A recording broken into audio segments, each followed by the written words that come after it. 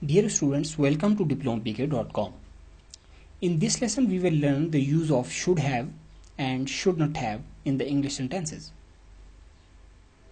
इस लेसन में हम should have और should not have के बारे में पढ़ेंगे और इसके इस्तेमाल के बारे में सीखेंगे और प्रैक्टिस करेंगे. should have माजी में किसी काम के ना करने पर अफसोस का इजहार करने के लिए रिग्रेट के तौर पर should have का इस्तेमाल किया जाता है. मिसाल के तौर पर आपने पिछले साल मेहनत नहीं की और इम्तिहान में फेल हो गए. अफसोस के तौर पर आप ये कहेंगे मुझे मेहनत करनी चाहिए थी. शुड हैव के बाद हमेशा वर्ब की थर्ड फॉर्म इस्तेमाल की जाती है. अब हम सेंटेंसेस बनाएंगे. सेंटेंस 1, मुझे मेहनत करनी चाहिए थी. आई शुड हैव वर्क हार्ड, यानी आपने मेहनत नहीं की, अफसोस के तौर पर आप ये कह रहे हैं कि मुझे मेहनत करनी चाहिए थी, तो इसमें शुड हैव का इस्तेमाल करेंगे. आई should have worked hard.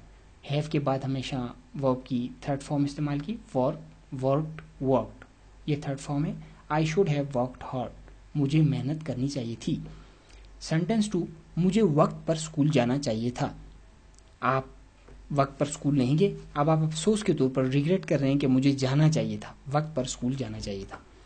Sentence 2 को हम इंग्लिश में बनाएंगे. I should have gone to school on time. Sentence 3, तुम्हें मूवी देखनी चाहिए थी. आपने मूवी नहीं देखी, अब आप अफसोस रिग्रेट के तौर पे कह रहे हैं कि देखनी चाहिए थी, तो आप इसको इंग्लिश में इस तरह बनाएंगे. You should have watched the movie. Sentence 4, इन्हें मेहनत करनी चाहिए थी. They should have worked hard. अब हम शुड नॉट हैव का इस्तेमाल देखेंगे. इसका इस्तेमाल माजी में किसी काम के करने पर अफसोस के इजहार के लिए किया जाता है. शुड नॉट हैव को मुख्तसरन शुडंट हैव भी कहते हैं. मिसाल के तौर पर आपने किसी वजह से नौकरी छोड़ दी और अब आपको एहसास हो रहा है कि ऐसा नहीं करना चाहिए था. आप कह सकते हैं मुझे नौकरी नहीं छोड़नी चाहिए थी, यानी आपने काम किया, छोड़ दी, अब आप अफसोस के तौर पर रिग्रेट कर रहे हैं कि नहीं छोड़नी चाहिए थी, वगैरह.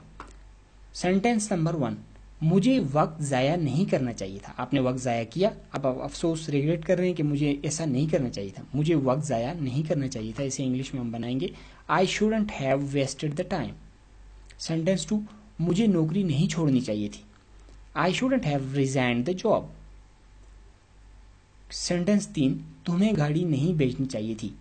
You shouldn't have sold the car. Sentence 4, इसे पैसे ज़ाया नहीं करने चाहिए थे. He shouldn't have wasted the money. So dear student, आज नहायत इम्पोर्टेंट वर्ड का यूज़ हमने सीखा है, शुड हैव और शुडंट हैव. शुड हैव का इस्तेमाल माजी में किसी काम के ना करने पर अफसोस के तौर पर इस्तेमाल किया जाता है इस शुड हैव को, और शुडंट हैव को माजी में किसी काम के करने पर अफसोस के तौर पर इस्तेमाल किया जाता है.